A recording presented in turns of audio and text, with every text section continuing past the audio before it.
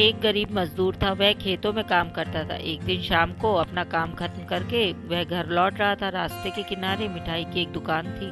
मिठाइयों की मीठी मीठी सुगंध रास्ते भर आ रही थी।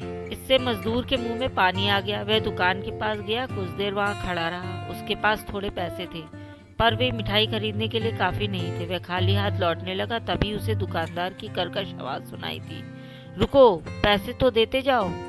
पैसे? काहे के पैसे? मजदूर ने पूछा। मिठाई के। और काहे के? दुकानदार ने कहा। पर मैंने तो मिठाई खाई ही नहीं, उसने जवाब दिया। लेकिन तुमने मिठाई की सुगंध तो ली है ना? दुकानदार ने कहा। सुगंध लेना मिठाई खाने के बराबर है।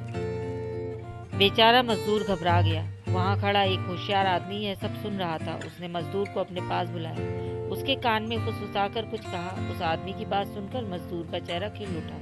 वह दुकानदार के पास गया और अपनी जेब के पैसे खनखनाने लगा। पैसों की खनखनाहट सुनकर दुकानदार खुश हो गया। चलो निकालो पैसे, मजदूर ने कहा। पैसे तो मैंने चुकता कर दिए। दुकानदार ने कहा, अरे तुमने पैसे कब दिए? मजदूर ने कहा, तुमने पैसे की खनखनाहट नहीं सुनी? अगर मिठाई की सुगंध लेना मिठाई खाने के बराबर है, तो पैसों की खनखनाहट सुनना पैसा लेने के बराबर है। वह गर्व से सिर ऊंचा किए कुछ देर वहां खड़ा रहा, फिर मुस्कुराता हुआ वहां से चला गया।